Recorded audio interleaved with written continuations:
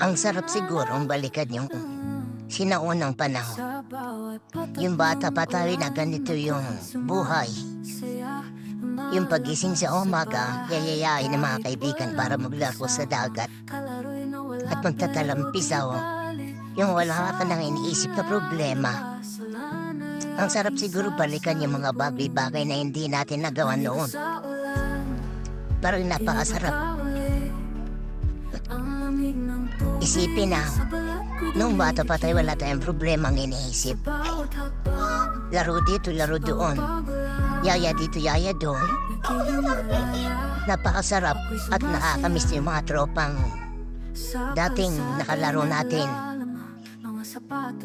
Kung pwede lang may balik yung mga panahon noon at may tama yung mga dapat itama. Sobrang nakakamiss yung mga ganitong bagay na